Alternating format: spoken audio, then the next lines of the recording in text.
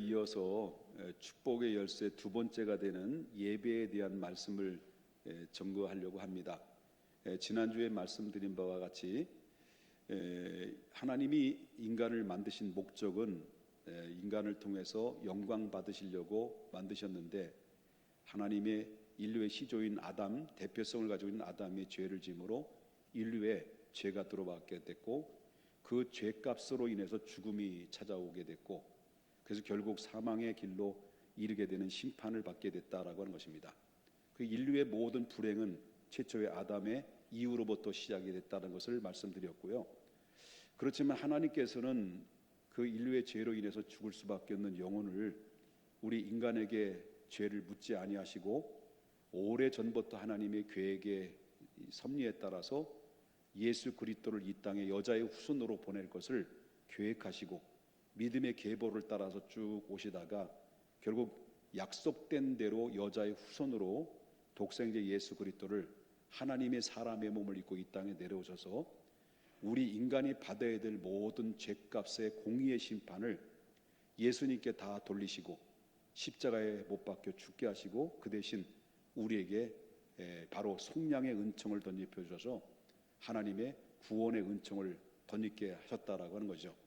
그래서 그 대신 예수님이 우리 대신 심판 받으심으로 우리가 누구든지 예수를 믿으면 멸망하지 않고 영생을 얻을 수 있는 기회를 얻게 되었고, 예수님은 죽음의 사명을 다 감당하시고 죽은 자 가운데서 3일 만에 다시 부활하셔서, 부활하신 예수님께서는 40일 동안 제자들과 함께 머물고 있다가 40일이 딱 되는 날 감람산에서 500여 형제들이 보는 가운데 바로 그 현장에서 예수님은 승천하셔서 하나님 나라로 보좌에 올라가셔서 바로 하나님이 원래 있었던 그 보좌에 다시 복귀하시고, 하나님 보좌 우편에 우리 믿음의 성도들을 위해서 지금도 계속해서 중보하며 기도하신다라고 하는 성경의 말씀을 통해서 우리에게 들려줬습니다.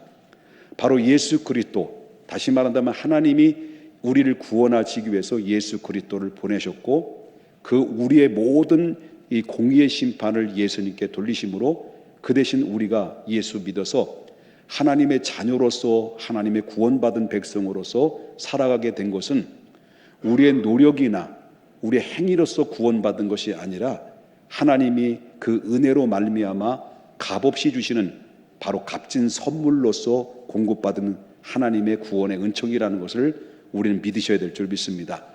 그러므로 우리는 하나님의 은혜를 받은 사람이 되었습니다. 이제는 하나님의 자녀가 된 사람들이었습니다. 사람이 마음으로 믿어 입으로 신하여 구원을 얻게 된 하나님 백성들은 이 땅에 오늘날 이 세상에 떠난다 할지라도 천국에서 눈을 뜰 수 있는 하나님의 축복의 사람들이 됐다라고 하는 것이죠.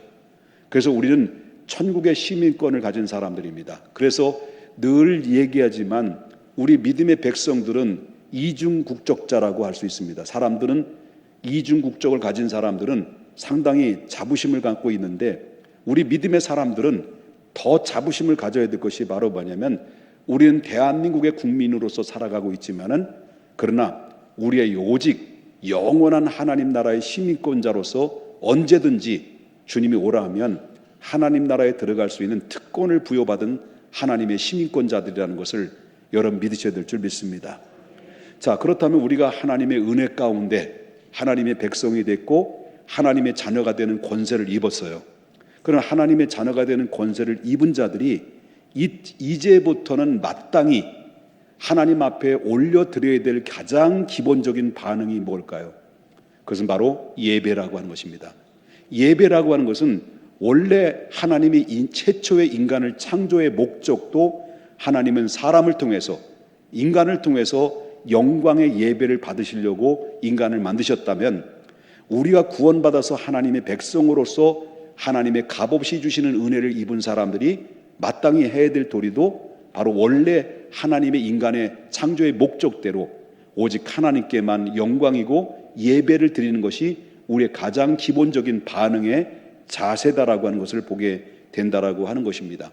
그러므로 우리 믿음의 사람들은 항상 우리가 예배 그리스도 안에서 구원받은 백성은 자동적으로 반사적으로 일어나야 되는 자발적인 행위가 예배라고 하는 것을 잊어서는 안 된다라고 하는 것입니다.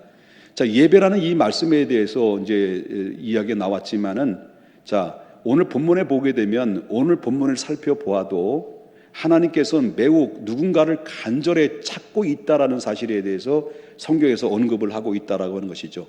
그럼 누군가를 간절히 찾고 있는데, 하나님이 누군가를 간절히 찾고 있는 그 대상자가 누구냐라고 이렇게 이야기한다고 한다면, 오늘 저와 여러분이 함께 읽었던 말씀 두 구절에서 여기에 다 발견이 된다라고 하는 것입니다.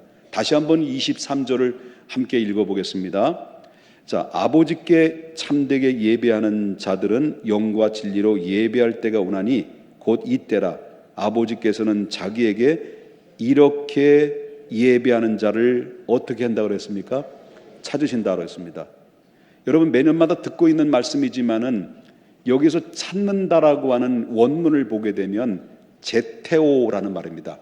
이 제테오라고 하는 것은 어떤 의미를 가지고 있냐면 강렬하다, 원한다, 그런 얘기죠. 강렬하게 원한다, 그 뜻을 가지고 있다라고 하는 거죠. 자, 그러면 누가복음 15장에 보게 되면 이 강렬하게 원한다라고 하는 이 제테오에 관련된 유사한 내용들이 소개하고 있는데, 누가복음 15장에 보게 되면 이렇게 비유로 예수님이 말씀하셨습니다. 그 세 가지 비유로 말씀하신 것 중에 첫 번째는 바로 뭐냐면, 한 목자가 바로 100마리의 양을 이끌고 이제 들로 가서 꼴을 뜯게 했는데, 바로 100마리의 양 중에서 한 마리를 잃어버린 겁니다. 목자는 양들의 이름을 다 기억하기 때문에 다 불러보니까, 수를 세어보니까 그 이름을 가진 한 마리의 양이 사라진 겁니다. 잃어버린 겁니다. 그때 이 목자는 그 99마리 남아있는 양들을 그 자리에다 놓고 잃어버린 한 양을 찾기 위해서 여기저기 사방팔방 헤매면서 그 잃어버린 양의 이름을 불러가면서 아무개야 아무개야 아무개야 아무개야 어디 있니? 라고 이렇게 길을 잃어버린 양을 찾아서 사방팔방 찾아 헤매는, 찾는다라고 하는 의미 속에서 여긴 제테오라는 의미, 강렬하게 찾는다, 강렬하게 원한다라는 의미가 거기에 함께 포함되어 있는 내용이라고 볼 수 있습니다. 또한 이 제테오, 강렬하게 너를 원한다라는 이 말의 의미에서 또 두 번째, 예수님이 똑같은 누가복음 15장의 반복적인 예화로 비유로 말씀하셨는데, 한 가정에 한 여인이 10드라크마를 가지고 있었습니다. 그 10드라크마 중에서 이 여인이 어떻게 하다가 한 드라크마를 잃어버린 겁니다. 그런데 이 여인이 한 드라크마를 잃어버렸으므로 그 드라크마를 찾기 위해서 등을 밝히고 여기 구석구석 살펴보면서 빗자루로 쓸어대면서 그 한 드라크마를 찾기 위해서 바로 강렬하게 찾는 그 마음의 심정을 이야기할 때, 이게 제테오라는 말이 유사 용어로 사용됐다라는 것을 우리가 보게 되고요. 그 다음에 세 번째, 누가복음 15장에서 예수님 비유 중에서 또 한 가지, 마지막에는요, 한 가정에 두 아들이 있었는데 둘째 아들이 별로 그렇게 성실하지 못했습니다. 그래서 아버지한테 자꾸 대들어서 머리를 쥐어박고 아무리 해도 말을 듣지 않고 있다 보니까, 그래서 이 아들이 반기를 들었어요. 아버지, 내게 들어올 분기를 재산이죠. 내게 다뤄할 재산, 유산을 미리 내게 대주십시오. 나는 아버지 품속에 떠나고 싶습니다. 아버지로부터 훨훨 자유로워졌으면 좋겠습니다. 그래서 이 둘째 아들이 하도 쪼니까 아버지가 결국 재산을 띄어서 나눠줬습니다. 그 둘째 아들은 재산을 들고 먼 타국으로 갔습니다. 그리고 타국으로 갔는데 들려오는 소식이 먼 타국에 가서 허랑방탕을 해가지고 모든 것을 다 탕진한 상태에 있다는 것입니다. 그런 가운데 있으면서도 불구하고 자식이 비록 밉지만 집을 떠난 자식이 하루속히 돌아오기를 간절히 기다리고, 오늘 올 것인지 내일 것인지 문 밖에서 멀리 그 둘째 아들이 돌아오기를 간절히 바라고 원하고 찾는 그 아버지의 심정을 이야기할 때 이것을 가지고 제테오라고 하는 얘기를 사용한다는 거죠. 이것은 바로 이 말씀을 한마디로, 제테오라는 이 말을 한마디로 함축해서 이야기한다고 한다면, 나는 너를 미치도록 원한다는 거죠. 나는 너를 미치도록 원한다. 그럼 이게 무슨 말이냐면 하나님은 누군가를 정말 강렬하게 찾고 있다라는 것을 이 성경의 오늘 본문에서 제테오라고 하는 내용 중에서 다 함축되어 있는 내용이다라고 볼 수가 있다라고 하는 것입니다. 자, 그렇다면 하나님은 누군가를 강렬하게 찾고 있는데 그 찾는 대상이 누구냐라고 하는 것입니다. 아무에게나 찾는 것이 아니라 아무 어떤 누구에게만 찾는 것이 아니라 하나님께서는 반드시 찾는 대상자가 있다라고 하는 것입니다. 그것도 강렬하게 찾는다라는 거죠. 그 대상자가 누구냐라고 할 때 오늘 함께 읽었던 말씀 23절을 다시 한번 보도록 하겠습니다. 자, 23절에 보니까 아버지께서는 어떤 자를요? 참되게 예배하는 자들. 그러면 하나님은 지금도 누군가를 강렬하게 찾고 있는데 그 찾는 대상자가 누구라는 겁니까? 그럼요, 예? 강렬하게 찾는 대상자가 누구라는 거예요? 참되게 예배하는 자를 찾는다는 거예요. 예배하는 자는 많아요. 오늘날 수많은 사람들이 예배하는 자리에 이 현장에 와서 예배 드리는 사람이 있습니다. 그런데 정말 정작 하나님이 강렬하게 찾는, 하나님이 원하는 자들을 찾고 있는데 하나님이 강렬하게 원하는 예배하는 자는 어떤 예배하는 자냐? 참된 예배를 드린 자. 그런 자를 드린. 그러면 하나님 예배하는 자들이 많은데 참된 예배하는 자를 강렬하게 찾고 있다고 한다면, 그러나 반대로 말한다면 하나님 앞에 참되게 예배를 드리지 않는 사람들도 있다는 겁니까? 없다는 겁니까? 있다는 겁니다. 그러므로 말미암아 예수님이 말씀하신 이 짧은 두 구절 속에는요, 예배가 얼마나 중요한지 예배에 대해서 5번이나 언급했다는 거예요. 짧은 이 구절 속에 예배라는 단어가 5번이나 언급됐다라고 하는 것은 그만큼 우리에게 예배가 얼마나 중요한가라는 것을 우리에게 알려주고 있는 내용입니다.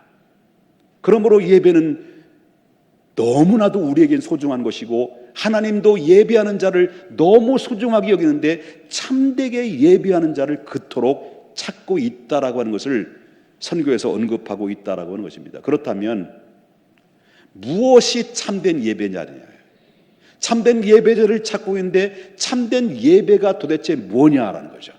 참된 예배를 드린다는 것이 뭘까라는 겁니다. 자, 24절을 오늘 본문을 보겠습니다. 자, 하나님은 영이시니 예배하는 자가 뭐와 영과 진리로 예배를. 하나님 앞에 참된 예배를 드리는 자는 어떤 자냐 할 때 딱 한마디로 말한다면 영과 진리로 예배를 드리는 것이다. 하나님은 강렬하게 찾습니다. 어떤 자? 참된 예배자를. 그 참된 예배자가 무엇입니까? 어떻게 드리는 것이 참된 예배입니까? 영과 진리로 예배를 드리는 것입니다. 그러면 참된 예배는 첫째는 영과 진리로 예배를 드리는데 참된 예배는 영으로 드린다는, 영으로 드린다. 그러면 영으로 드린다라는 의미는 뭘 의미할까요? 영으로 드린다는 것은 깨끗한 영으로 드린다는 거예요. 성령 안에서 예배 드린다는 거예요. 그렇기 때문에 우리가 예배를 드릴 때 어떤 가운데서 예배를 드려야 되냐 할 때 참된 예배는 영으로 드려야 되는데 깨끗한 영으로 성령 안에서 드려야 되는데 우리는 매 순간순간마다 예배를 드릴 때 뭘 느껴야 되냐면요, 성령의 임재를 느껴야 된다는 거죠. 성령의 임재를 느낄 때 하나님께서는 그 예배를 연락받으신다, 그 예배를 받으신다라는 거죠. 그렇기 때문에 저와 여러분이 예배를 드릴 때마다 순간순간마다 뭘 받아야 됩니까? 성령의 감동과 감화를 받으면서 하나님 앞에 예배를 올려드릴 때 그 영으로 드린다는 거죠. 영은 영끼리 통하되어 있어요. 하나님은 영이시기 때문에 우리에도 영으로 예배 드리면 그 예배는 받으신다라는 거죠. 그래서 우리가 예배의 영이, 우리 속에 진정한 영이 성령 안에서 성령이 이끌림 받아서 감동과 감화 속에서 하나님 앞에 예배 드릴 때 그 예배는 연락받으신다. 그래서 우리 예배하는 자들은 물론 구원받았지만 여러분 사모해야 됩니다. 성령의 체험이 있어야 됩니다. 그래서 여러분 지적으로만 예수님을 믿는 것이 아니라 내 감동과 감화 속에서 성령의 임재를 통해서 하나님 앞에 드려질 때 그 안에서 진정한 하나님의 영이 영끼리 통할 수 있을 만한 스파크 현상이 일어날 때 여러분 내 안에서 폭발적인 그런 기쁨과 희열과 감격과 감사가 예배 속에 넘치는 체험은 하나님의 임재를 경험한 자만이 얻을 수 있는 체험이라고 하는 겁니다. 그래서 사모해야 됩니다. 하나님 내게 성령으로 내 심령을 터치해 주십시오.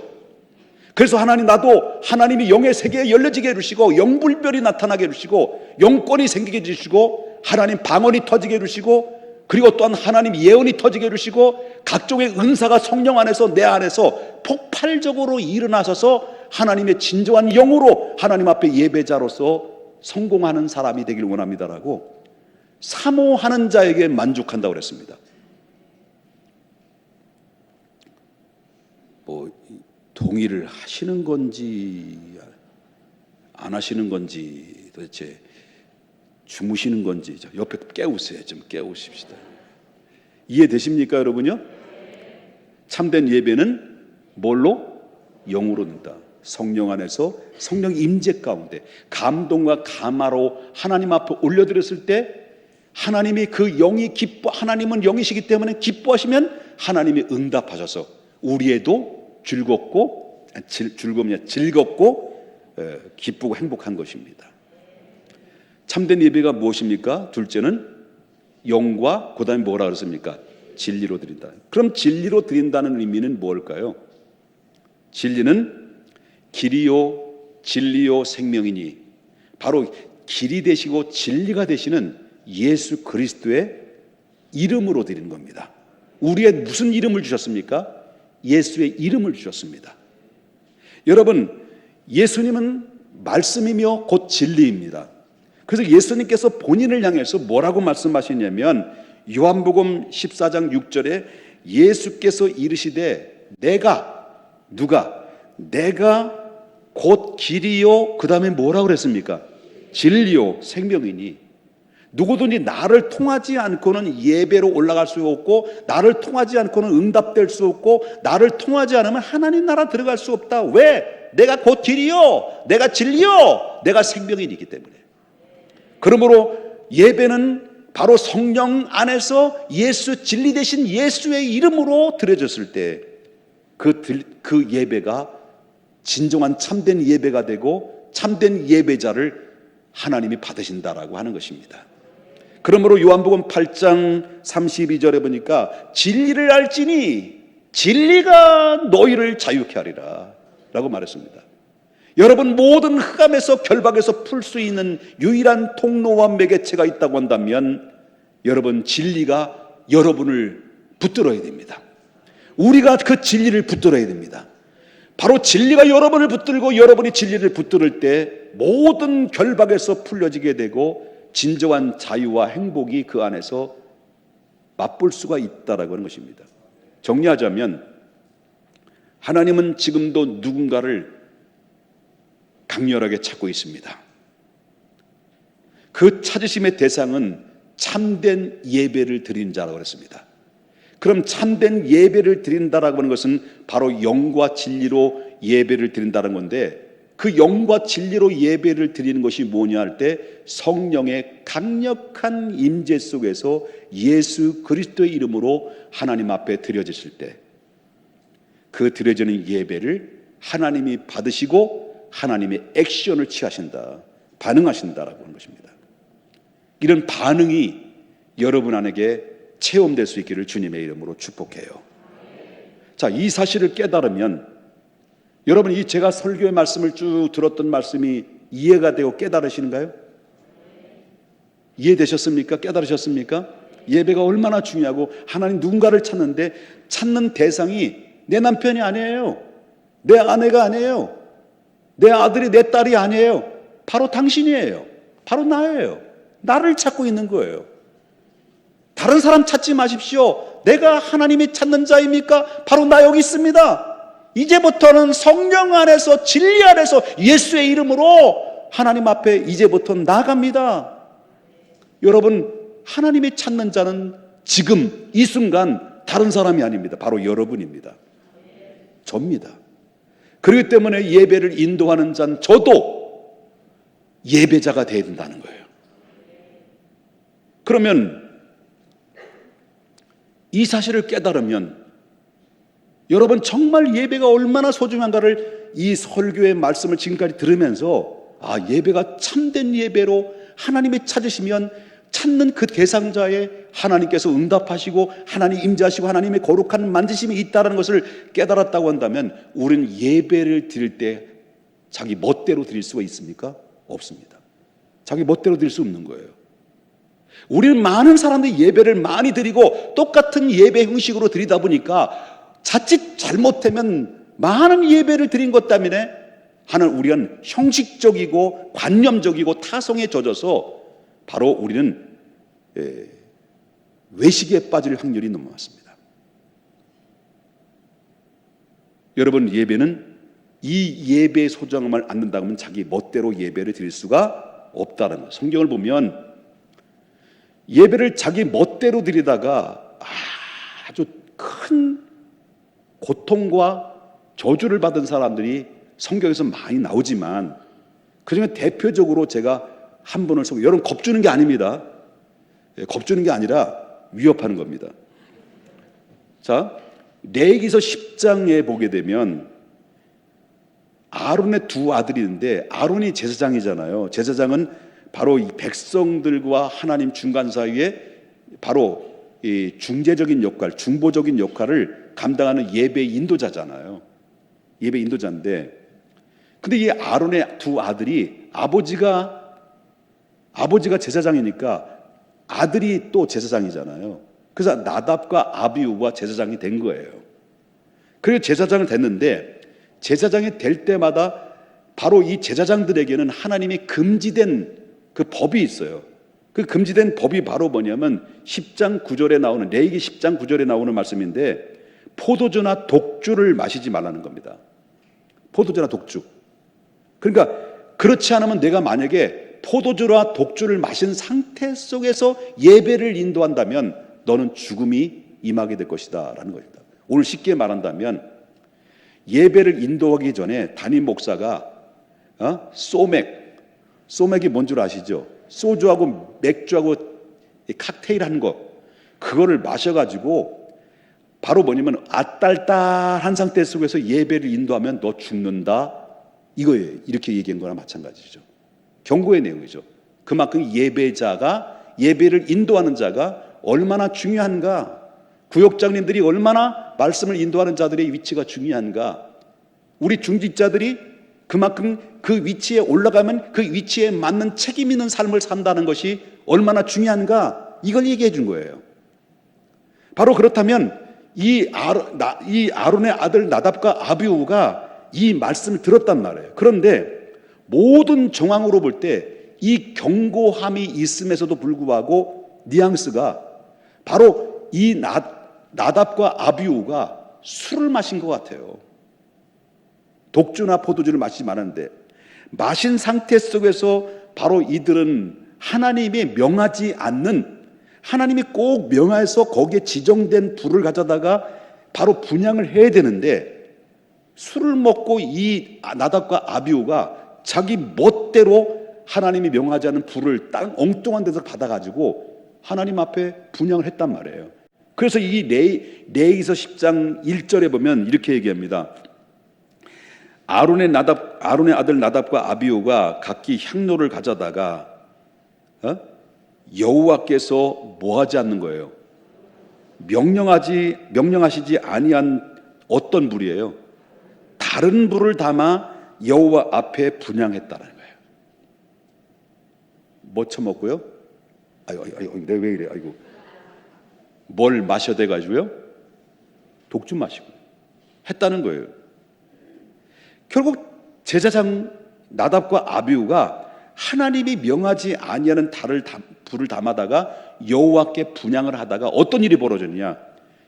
레위기 10장 2절을 보겠습니다. 불이 분향하다가 불이 여호와 앞에서 나와 그들을 우억 삼켰다는 거예요. 이제 깨어나시라는 거예요. 쫙 삼켰다는 거예요. 삼켜버려가지고 그들을 완전히 불에 타 죽어버렸어요.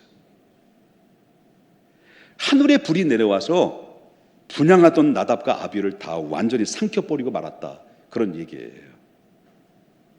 자, 나답과 아비후는 왜 불에 타서 죽었을까요? 그것은 바로 나답과 아비후는 술을 마시고 성막에 들어가서 자기 멋대로 제사를 드리다가 결국 불에 타서 죽은 거예요.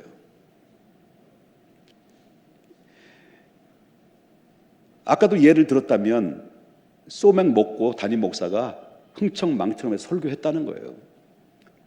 목축이 위해서 맥주 한 잔씩 다 한 잔 마시고 찬양대에서 찬양했다는 거예요.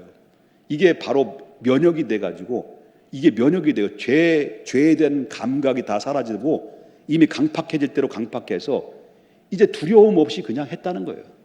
그럴 때 하나님이 기다리다가 하나님 덮쳐버린 거죠, 불로. 이게 바로 뭐냐면 자기 멋대로 예배를 드린 자의 모습이다라는 거죠. 여러분, 예배 드릴 때, 나는 예배 드리는 그 순간에 앉아가지고 스마트폰 가지고 게임하는 사람도 봤어요. 부교육자님이 설교할 때 저 뒤에서 이렇게 봤는데 스마트폰 가지고 게임을 하더라고. 나는 어떤 사람들 보면요, 지금 예배 시간에 하나님의 말씀에 집중해야 되고 성령의 임재 가운데 하나님 앞에 양광과 찬양을 올려드려야 되는데 스마트폰을 아직도 눈을 떼지 못하는 분들도 많아요. 지금도 한두 명 있는 것 같아요. 제가 볼 때는 항상 눈에 띄지는 못해. 이게 왜 그랬습니까? 중독이 된 거예요. 중독. 게임의 중독, 스마트폰 중독. 그래서 이게 눈에서 떨어지면 무슨 현상이 일어나요? 금단 현상이 일어나요.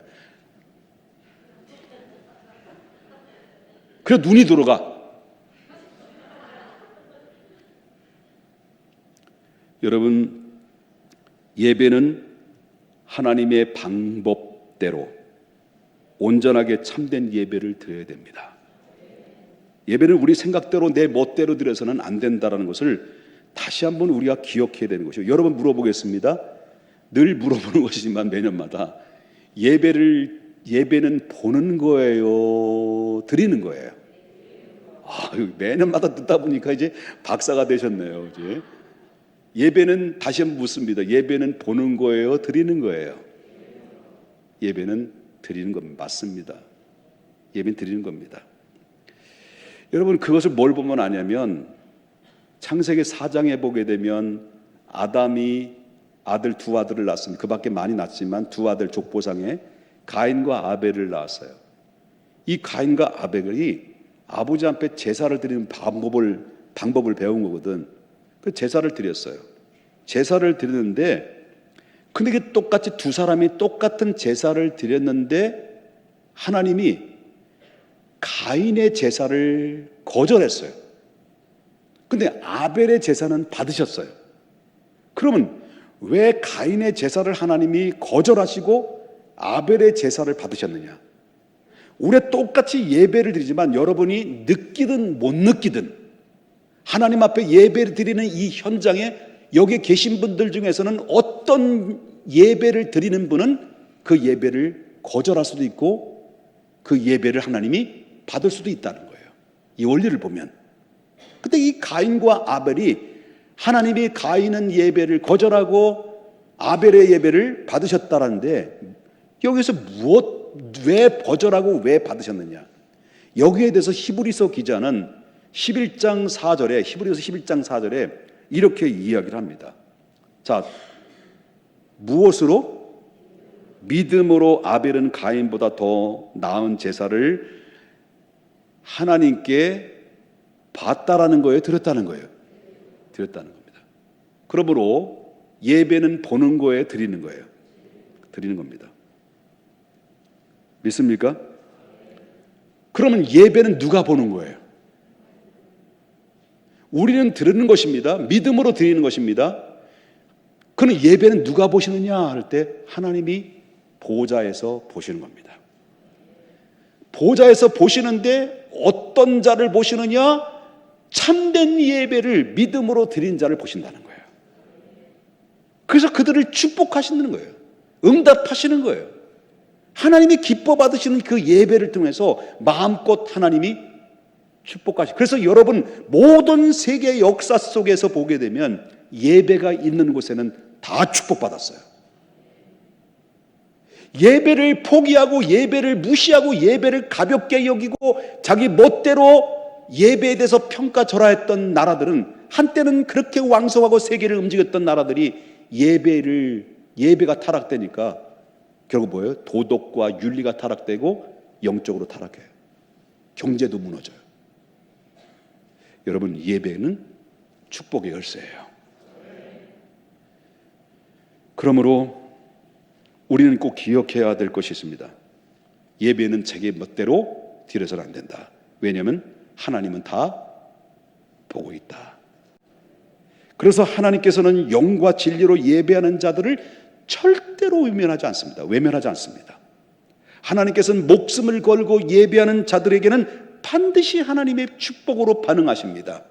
그러므로 이제부터는 예배를 여러분 인생의 승부를 걸어야 됩니다. 예배 인생의 승부를 걸었을 때 여러분 하나님께서는 반드시 그 인생의 예배에 있어서 승부를 거는 자들은 결단코 외면하지 않고 하나님의 내 우편에서 항상 나를 고아처럼 내버려 두지 않고 의로운 오른팔로 나를 지켜주신다라고 약속하셨습니다. 그러므로 좀 보수적인 얘기입니다만은 예배 시간에 이렇게 팔짱을 끼고 이렇게 예배를 드리는 모습은 별로 좋아 보이지 않습니다. 외국에는 다 이럽니다. 근데 우리나라 도덕적인, 우리나라 윤리, 우리나라의 정서적으로 볼 때는, 이거 볼 때는 예배를 인도하는 자들에게는 예의가 아니죠. 근데 이렇게 드리는 것은 제가 이해를 해요. 이렇게 예배 팔짱 끼는 거는, 이제 팔짱 끼는 것은 이제 그럴 수 있다. 왜? 성격이 그러니까. 그런데 이렇게 예배 드린 건 거기까지는 내가 봐줄 수 있는데 45도로 뉘어지면서, 그리고 이 머리도 45도 이렇게. 그래서 눈을 이렇게 요렇게럼 드리는 사람들 기분 나빠요, 진짜. 그리고 떨지지 마요. 떨지지 마. 뭘 떨지 말아요? 다리 좀 떨지 마. 그리고 여러분 그것도 예배 드릴 때 아주 성가시는데 그냥 여기 정 가운데 가생에 앉아가지고요, 그냥 앞에 다 가리마 있는데 그 안에다 다리를 집어넣지, 한쪽 발을 쫙 내밀어서 다리를 떠는데 난 내려가지고 다리를 부러뜨릴 줄 알았어요.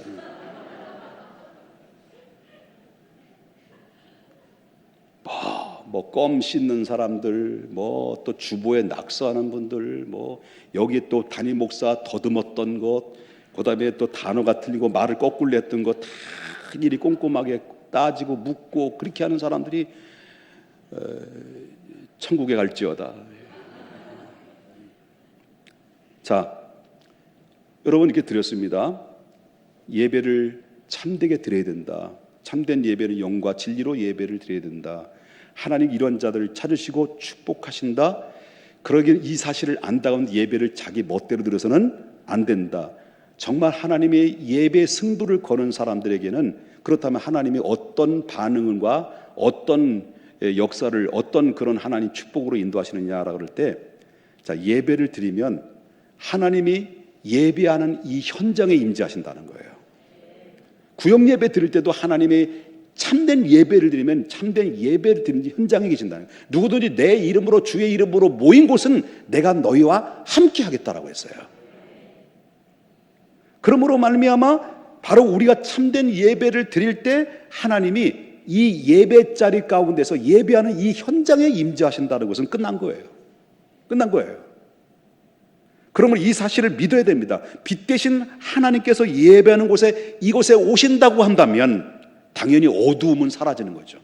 우리를 어둡게 만드는 것, 우리를 힘들게 만드는 것, 앞이 캄캄하게 보이는 모든 미래가 보이지 않는 이런 상황 속에서도 하나님이 여러분의 임재하셔서 여러분 개인을 만져주시고 여러분 임재 가운데 여러분을 품어주신다면 어둠 물러가게 돼 있는 거예요. 왜? 하나님 여호와께서 나와 함께 하시고, 내가 사망의 음침한 골짜기로 다닐지라도 내가 두려워하지 않는 것은 언제나 나와 함께 하시기 때문에 나는 두려워하지 않는다라는 사실을 믿기 때문에 바로 여러분 어둠은 무너지는 겁니다. 임재가 임할 때, 하나님 임재가 임하면 흐트러진 것들은 다시 정리가 되고 세워지게 되어 있습니다. 하나님 임재가 임하게 되면 우리에게 당연히 여러 가지 문제들은 하나씩 하나씩 해결되어진다는 것을 우리는 믿으셔야 됩니다. 깨어진 것은 회복되는 것입니다. 그리고 우리의 죄를 깨닫게 되시는 은혜도 임합니다. 그래서 여러분, 초대교회에 일어났던 모든 성령의 역사는 무엇이 임했을 때? 예배가 살아있을 때, 찬양이 있을 때 성령의 역사가 폭발적으로 일어났습니다. 예배는 여러분 믿으셔야 됩니다. 예배 믿으셔야 됩니다. 예배, 여러분, 그래서 하나님의 임재에 예배를 온전히 드릴 때 하나님의 임재가 임하면 여러분의 삶의 자체가 기적이에요. 가짜겠죠. 그리고 응답입니다. 그리고 축복입니다. 아멘 하십시오. 예배 드린 자의 결과는, 두 번째는요, 우리가 아무리 우리를 누군가를 나를 묻는다 할지라도, 그리고 나를 결박한다 할지라도, 내가 사방이 우겨 싸움을 당한다 할지라도, 우리 예배가 성공되면 모든 결박과 흑암의 권세로부터, 사방이 우겨 싸움을 당하는 모든 결박으로부터 완전히 풀려지는 기적의 역사가 예배 가운데 나타난다는 거예요. 여러분은 알다시피 바울과 실라 빌립보에서 복음을 전하다가 빌립보의 감옥에 갇혔어요. 발에 착고가 채워졌고 옥문은 굳게 닫혔고, 그리고 이미 매를 너무너무 많이 맞아가지고요, 온몸이 피투성이가 난자된 가운데 있었을 때, 만신창이가 탈진된 상태 속에 있었을 때, 그들의 위치는 지하의 깜방이었습니다. 캄캄한 방이었습니다. 옥문 밖에서는 병사들이 그들을 지키고 있었습니다. 이런 상황 속에서 사도 바울과 실라가 선택한 것이 무엇이냐라고 말할 때, 사도행전 16장 25절을 보겠습니다. 뭘 선택을 했느냐? 한밤중에 바울과 실라가 뭐 했다는 거예요? 기도하고 하나님을 찬송하며. 이걸 예배했다라는 말로 바꿔도 됩니다. 하나님께 예배드렸어요. 기도하고 찬송을 할 때 누가 들었습니까? 같이 옆에 있던 제자들이 다 들은 거예요. 그들은 깊은 밤쯤쯤에 하나님께 기도하며 찬미의 제사를 드렸습니다.